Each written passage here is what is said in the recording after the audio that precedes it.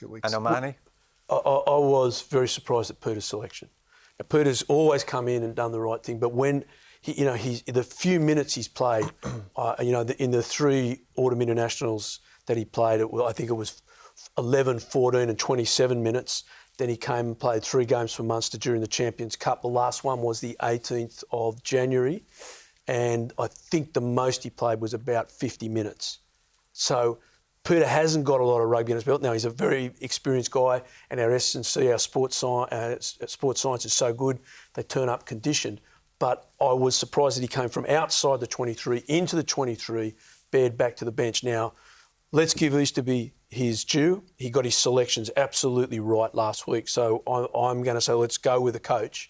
But that doesn't mean I wasn't quite surprised that Peter came in the way he did after the team had played so well last week. What is the logic, do you think? So, I mean, I don't know. I agree with everything Matty's saying. It feels like Peter O'Mahony he's the heartbeat of the team, isn't he? It brings a lot of leadership, and there's a lot of passion. A lot of passion, and that is huge. That's massive. Yeah. And there's a lot of passion for him specifically because he's right at the centre of that Ireland-Scotland rivalry, Munster-Glasgow rivalry. Yeah. He's right at the middle of it. He is more frustrated and more wants to settle the score with Scottish players. It just seems like that on the surface. The problem with that is there's 15 Scottish players who hate Peter O'Mahony more than anybody else. So it's hugely motivating.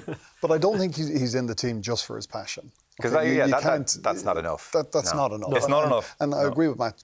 Coaches know best. And despite, what we say or sometimes as players, you're on the other receiving end of it. So, I think what we'd like to understand here, has Ryan Baird been dropped because of his performance, or, as Simon said, do they want to give Pete another week's conditioning in the team around?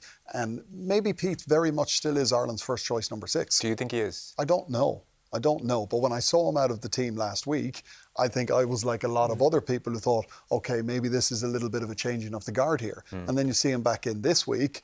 I was surprised. I was surprised a little bit, but not shocked. And how was Baird last week? Did that look a performance that warranted a drop-in? I didn't think so. Right. Now, there was a few errors in there. There was one very silly penalty that he gave away for Lawrence's line break just before half-time. He got badly caught man-watching instead of the ball. But his line-out work was very good. A couple of little pieces to tidy up at the breakdown. But I didn't think it was enough to warrant a dropping, especially after when you beat England at home like that. Yes, yeah. It takes a lot to have to drop a player. And he's been biding his time as well. He's been kind of in the mix on the periphery for a long time. And when he gets his chance, I thought he did well. I thought he looked every bit the athlete that we know he is. Took a couple of passes behind him from Gibson Park early on, still made a gain line. He looked like he could be an asset.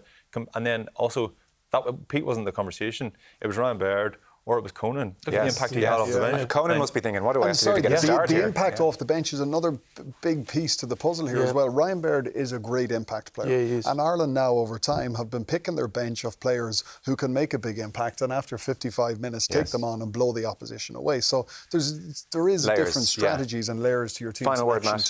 Well, it kicks into touch the ridiculous notions that have been going around about a pro-Leinster group as well, which is madness. It is Ireland first. You're not a Leinster player, a Munster player, a Ulster player. You're Irish. And so Peter comes in, hasn't been in the squad now. If that was, it's pro-Munster. I mean, this is all rubbish. We've got to say our coaches are very good coaches. They've stood by the team. The team are the reigning champions. And they're saying this is the best guy to beat Scotland, to bring in. Let's go with it. And let's see where we've got to judge them on the performance. Yes. But right now, and Peter's very rarely in the last few years ever let Ireland down when he's come on.